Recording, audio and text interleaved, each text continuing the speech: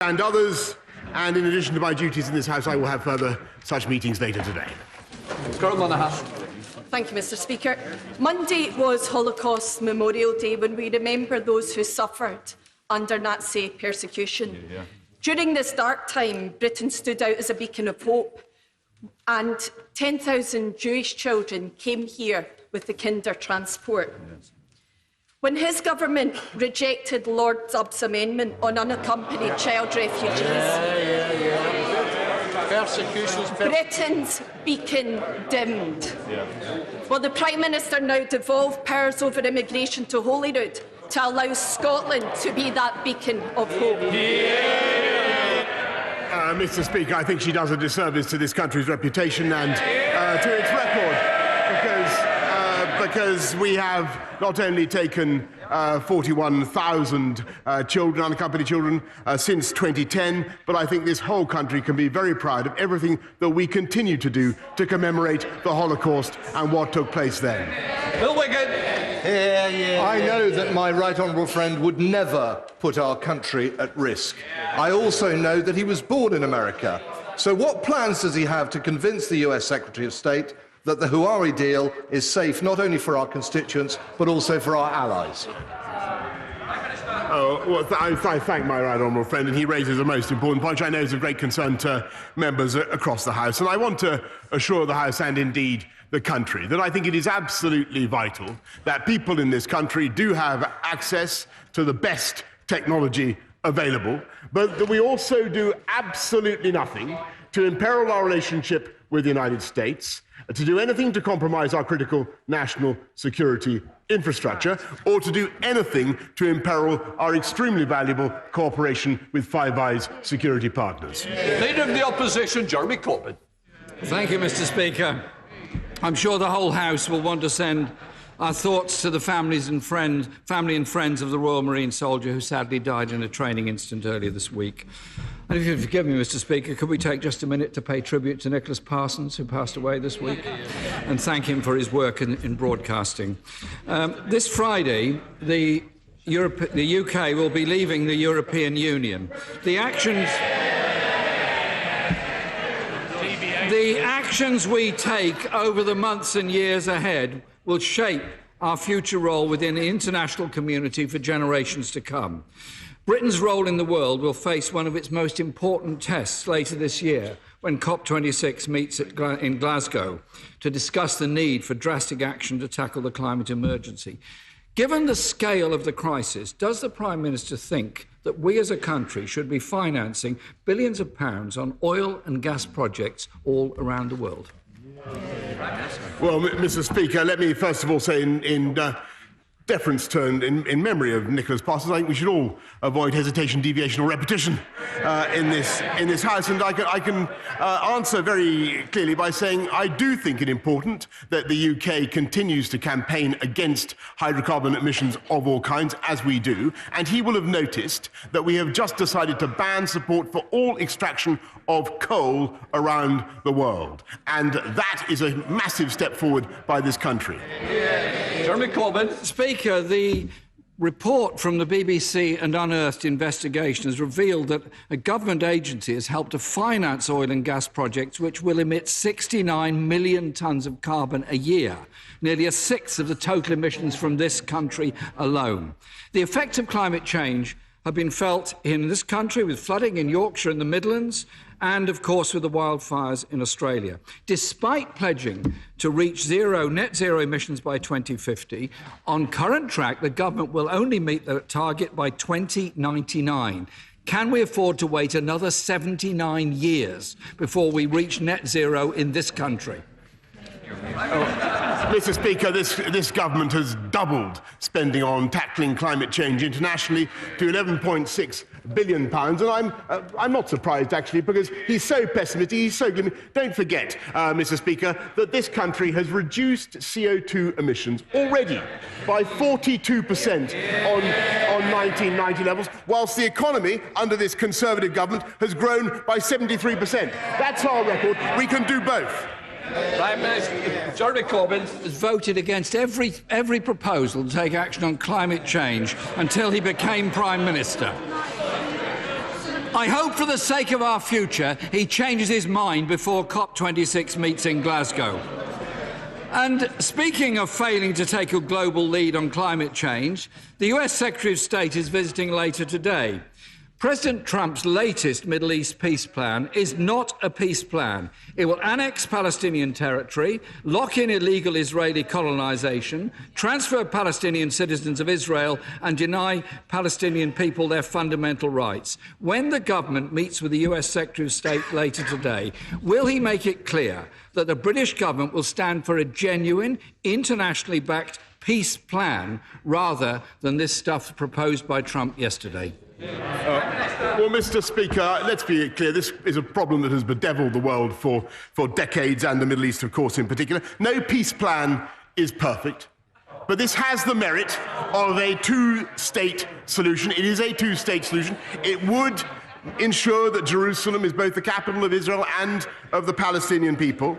And I urge him, rather than being so characteristically negative, to reach out to his friend, my friends, our friends in the Palestinian Authority, to Mahmoud Abbas, for whom I have the highest respect, and urge him for once to engage with this initiative, to get talking rather than to leave a political vacuum.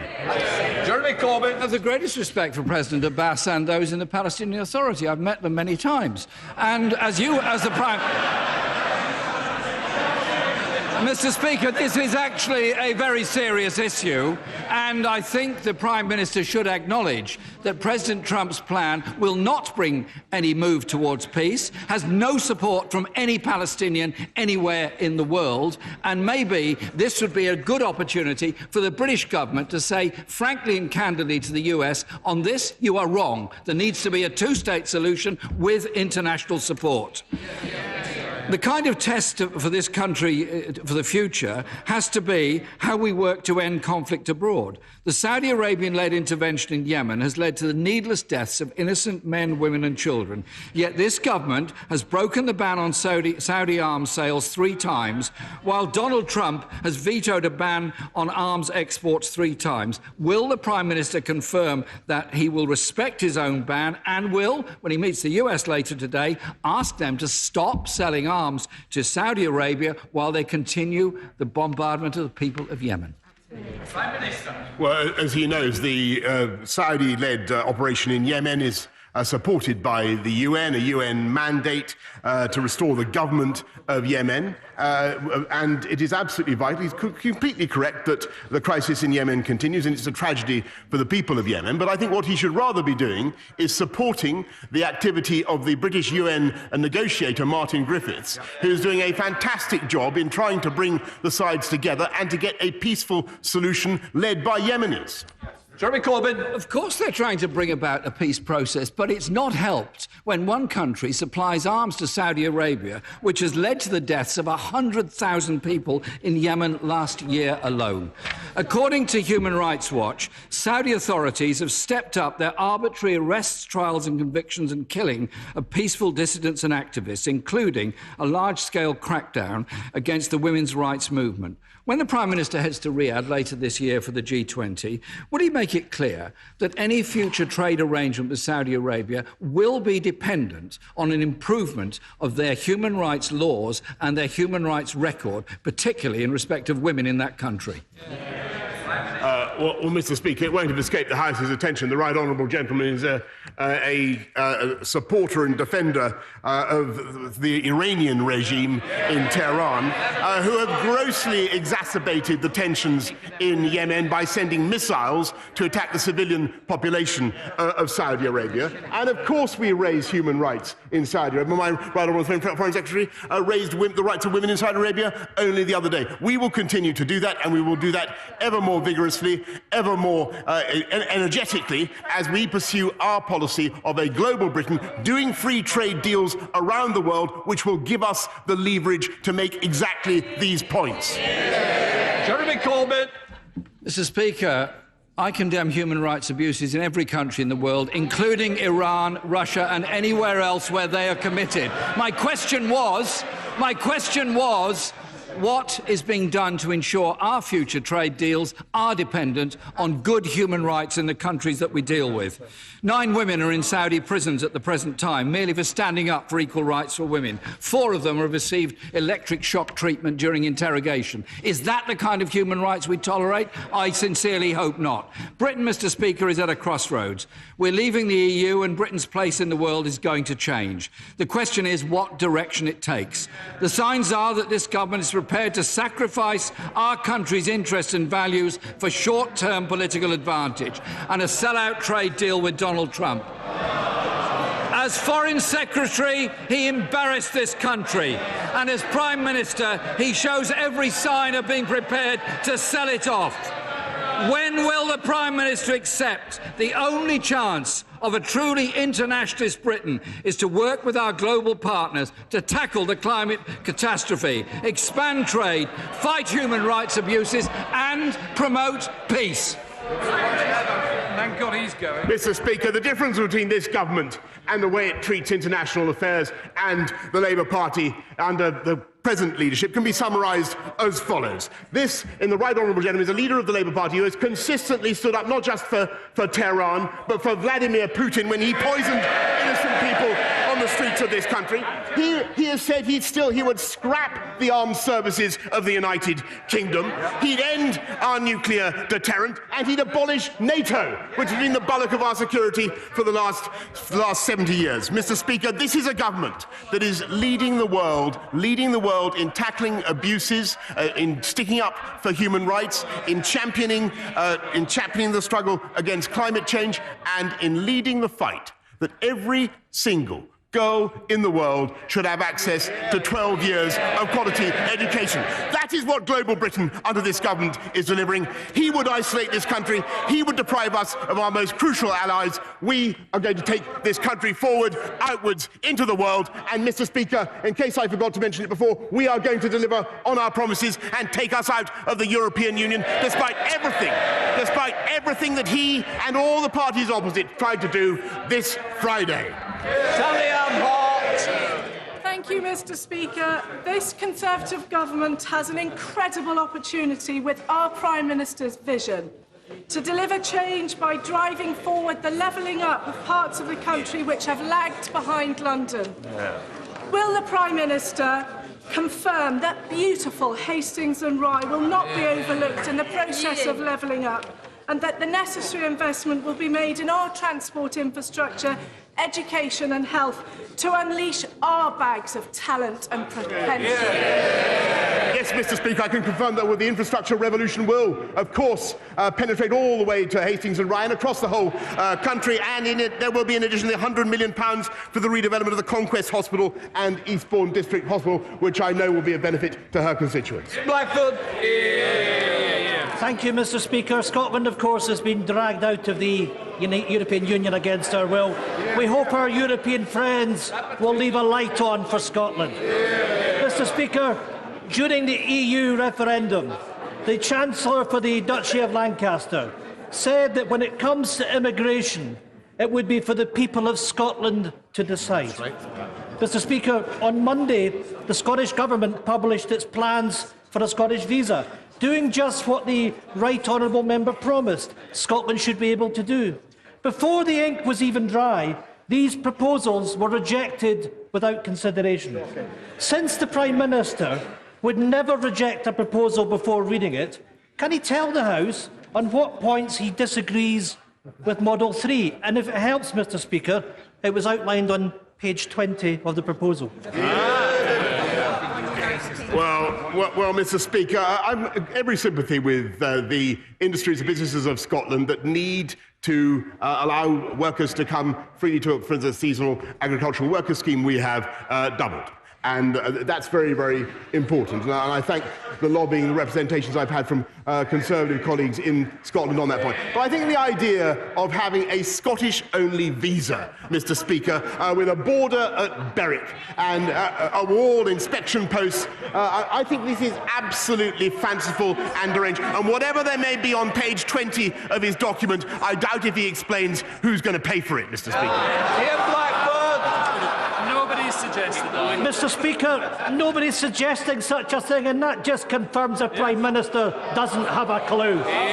Unlike the Prime Minister, experts back the Scottish Government's proposals.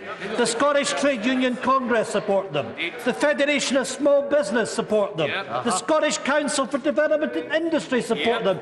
Even the MAC report, commissioned by his own government, has highlighted additional migration routes as a means of increasing population growth. The Scottish Government's proposals will boost Scotland's population, grow our economy and protect public services.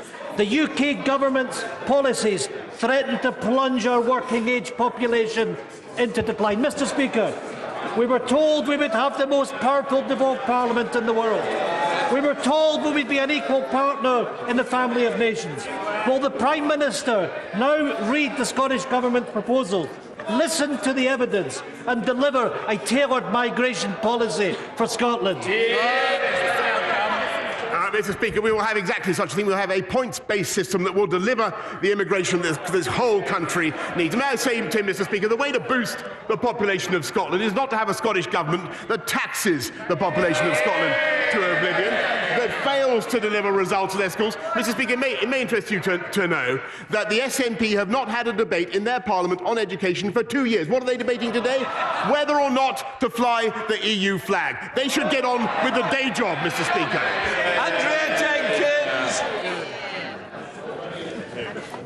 Andrew Jenkins. Thank you, Mr. Speaker. Prime Minister, up in Yorkshire, in your Conservative Brexit heartlands, we are celebrating us leaving the EU on Friday with a big Brexit bash. I wish to congratulate the Prime Minister on achieving us leaving the EU when so many deemed it impossible. Now, does he agree with me that this is an opportunity for a new chapter in our great country, when we will finally control our laws, our borders and our money, and become a truly global trading nation?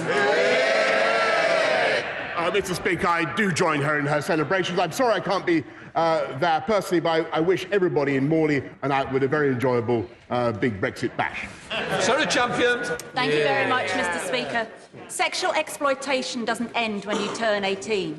Indeed, it is the main driver of modern slavery and trafficking of women in this country.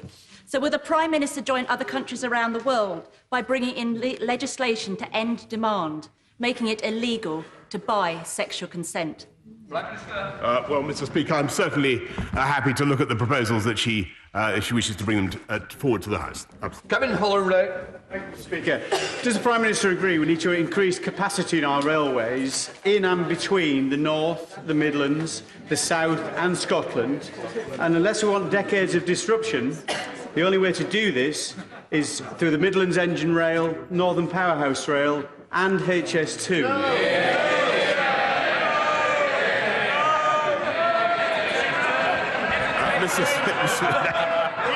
Mr. Speaker, I can tell my honourable friend that we are not only building the Northern Powerhouse Rail and investing in the Midlands Rail Hub, but as he knows, we are looking into whether and how to proceed with HS2, and the House can expect an announcement very shortly. Angela Crawley. Thank you, Mr. Speaker. Now, this Prime Minister has shown no respect for Scotland. In fact, so will he listen to the Scottish food and drink sector, who currently employ 40,000 EU nationals? Now, we have 46,000 roles needing filled by 2030. Mr. Speaker, the figures are clear. Immigration is an urgent priority for Scotland. So when will this Prime Minister accept that Scotland must have the power to tailor its own immigration policy and ensure that we have the powers to do so? Mr. Speaker, I have the utmost and highest respect for Scotland, for people of Scotland. I have less respect, I must say, for the SNP government of Scotland, which is currently, because of its failures, is producing less growth than any other part of the UK. Thank you, Mr. Speaker. Can I start by congratulating the Prime Minister on ensuring that this is the final Prime Minister's questions of our time as a member of the European Union? But I know that he shares my concern about the loss of biodiversity around the world. I have seen at first hand how it is possible to turn a palm oil plantation back into a fast-recovering rainforest full of wildlife. can I ask him to ensure that whilst we're doing good work in restoring environment around the world already, that we step up through DFID, the work we do to restore biodiversity, and in doing so, help tackle climate change? My right honourable friend raises an exceptionally important point, and that is why it's vital that we have a direct link between the Chinese COP summit on biodiversity and our COP26 summit on climate change. Caroline Lucas. Thank you, Mr. Speaker. The Prime Minister talks of avoiding hesitation, repetition and deviation. But would he agree as well that we should avoid hypocrisy? Because we won't be taken seriously.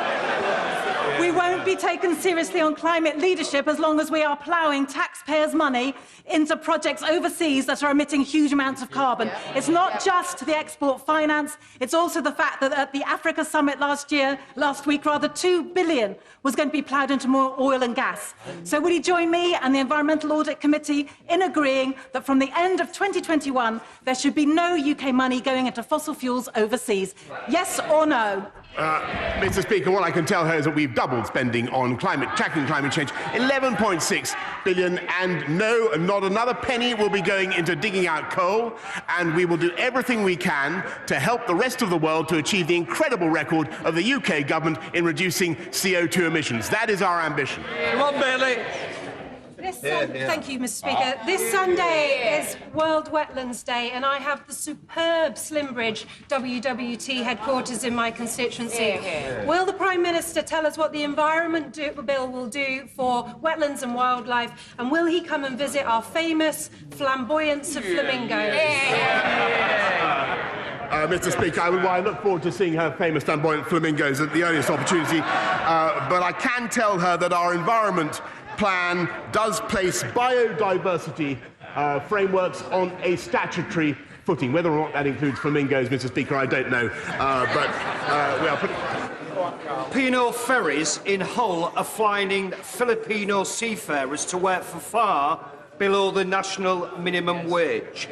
They are expected to work 12-hour shifts, 7 days a week for 6 months at a time. And the Prime Minister will remember that the Herald of Free Enterprise disaster, which claimed the lives of 193 passengers and crew, was caused by seafarer fatigue.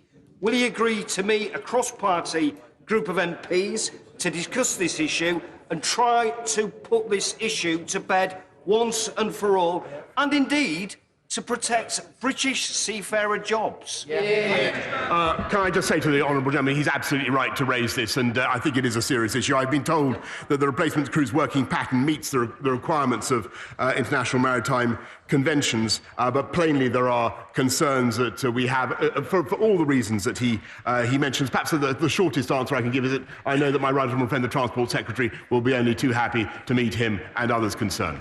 Andy Carter. This week in my constituency of Warrington South, the much-anticipated Chapelford Medical Centre opened, improving GP access for residents. Will the Prime Minister confirm that this government's intention is to recruit, train and deploy more doctors so we can increase the number of appointments for people in Warrington and across the UK? Yes, Mr. Speaker, I can confirm that we will not only deliver more doctors, 6,000 more GPs, though, as I think he may recall, we are also pledged to deliver 40 new hospitals and 50,000 more nurses. This is the party of delivery and decision and democracy, and we get on with the job. Campbell. Thank you, Mr. Speaker. The Prime Minister will be aware that we've been pressing for some time for a pension for innocent victims of violence in Northern Ireland. Can he update the House on the progress made thus far and give an absolute assurance that those in receipt of such a pension are innocent victims, and it will not include those perpetrators who were injured by their own actions? Prime Minister. Mr. Speaker, obviously we have every sympathy for innocent victims of violence in Northern Ireland, and we've been consistently clear that the principle that those who have sustained injuries must have happened through no fault of their own. That principle will be sustained throughout the negotiations. Much, Mr. Speaker. The Prime Minister will know that the Future Fit programme is a £312 million investment in upgrading and modernising hospital services in Shropshire.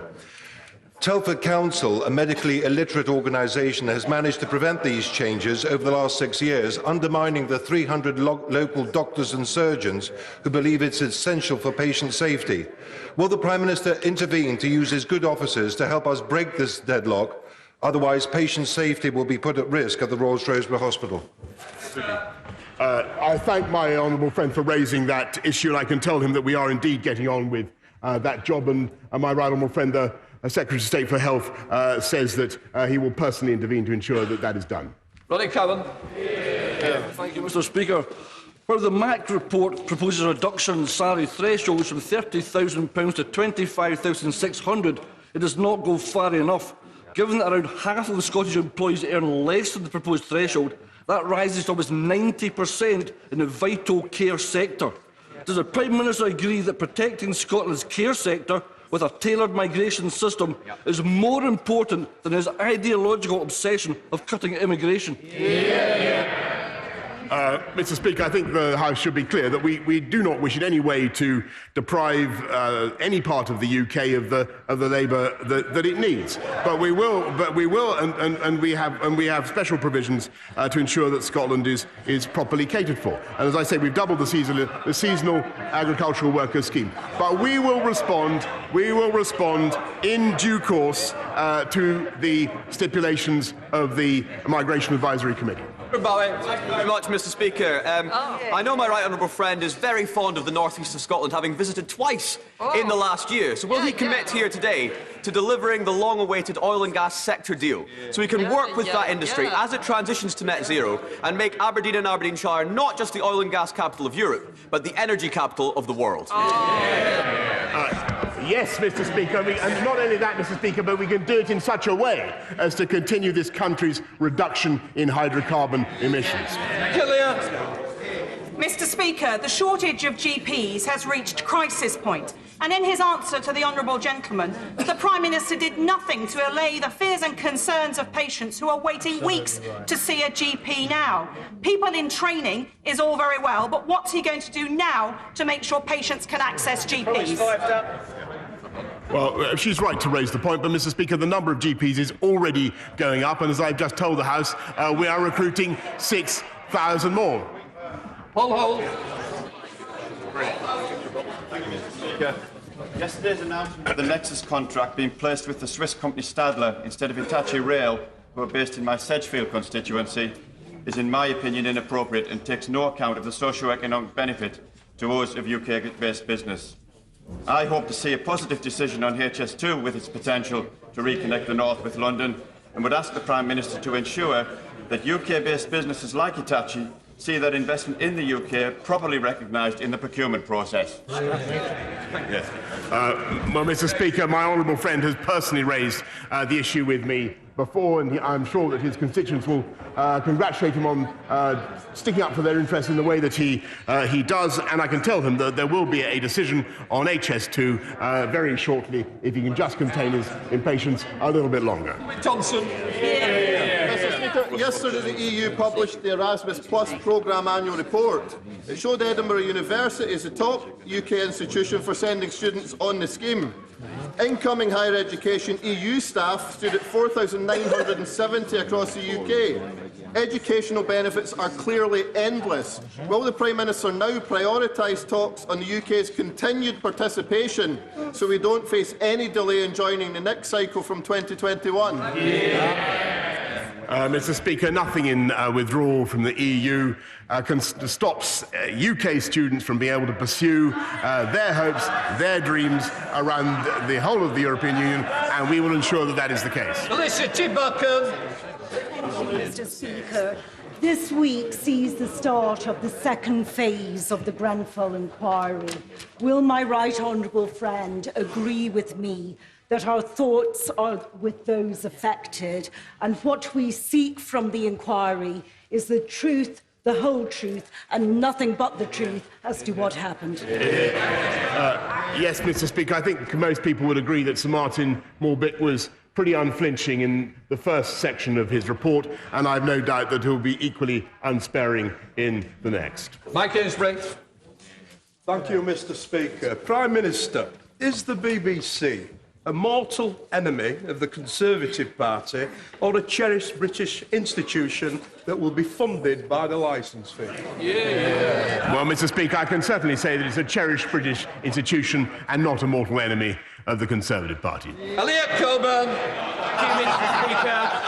Epsom and St Helier NHS Trust is receiving £500 million thanks to this Conservative government. Will he agree with me that this is excellent news for Carshalton and Wallington patients and encourage constituents to get involved with the consultation on where the new hospital should go? And I congratulate my honourable friend for speaking up for Carshalton and Wallington and also drawing attention to investment in the NHS, which is increasing under this government and for which we have now legislated, not just this year, not just next year, but for every year of this Parliament. Mohammed Joseph. Thank you, Mr. Speaker. I visited Grange Academy Special School in Kempston last week. The recent SIF bid to make desperately needed school improvements was turned down by the government. Will the Prime Minister urgently review the funding formula for both capital and revenue so St schools aren't disadvantaged simply because they have fewer pupils? Mr. Speaker, the Right Honourable makes an important point, but we are increasing funding for SEND schools by £780 million and ensuring that there are more SEND schools, but I'd be happy to look at the particular case that he raises. Derek Thomas. Thank you, Mr. Speaker. Half of the adult population in Cornwall and 40% of children have not seen an NHS dentist in the last year. Will my friend, the Prime Minister, who is a friend of Penzance and Cornwall, meet with me to see how we can resolve this inequality? I'm very happy to meet my honourable friend any time. Thank you, Mr. Speaker. Is the Prime Minister aware that the international strand of Glasgow's fantastic Celtic Connections Festival has been scaled back by almost 20% this year because of what the director, Donald Shaw, describes as the hassle and stress of sourcing visas for overseas artists? What is the Prime Minister's message to artists that want to come here and share their talents but are put off by an overcomplicated, extortionate application process that signals they're not welcome? Mr. Speaker, as he knows, that this government has already instituted new measures to ensure that people of talent who are contributing to this economy can come without let or hindrance. And I'm surprised that the director of the festival that he refers to is encountering any difficulties. If he really has a problem, then may I direct him to my right honourable friend, the Home Secretary. Dr. Kieran Mullen.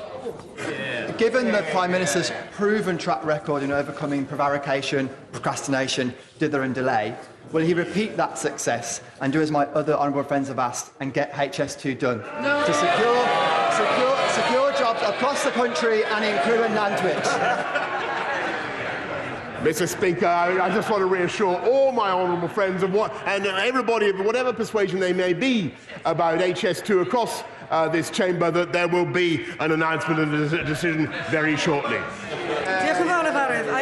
I hope the Prime Minister has the humility to recognise that not everybody will be celebrating on Friday night.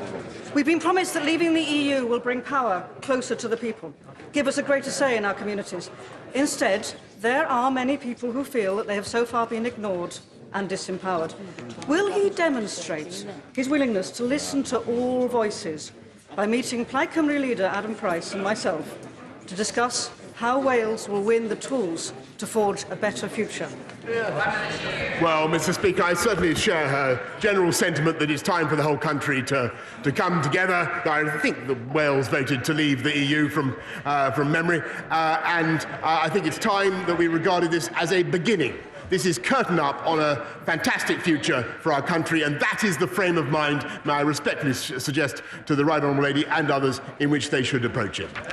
Order. I have a short statement to make. As Speaker of the House, this is a short statement by me. As Speaker of the House, I am committed to transparency, but I am mindful that the frank advice must be protected confidentially. To balance these principles, I have written to the Clerk of the House to establish a new procedure modelled on power of accounting officers to seek ministerial direction. The procedure will apply if I take a decision as Speaker which the Clerk of the House considers compromises a substantial breach of the standing orders or a departure from long-established conventions without appropriate authorisation by the House itself. In such a case, the Clerk of the House will be empowered to place a statement of his views in the library, and I will always make the House aware that this has been done. I am placing a copy of my letter in the Clerk of the House in the library. The letter from the Clerk of the House into the library.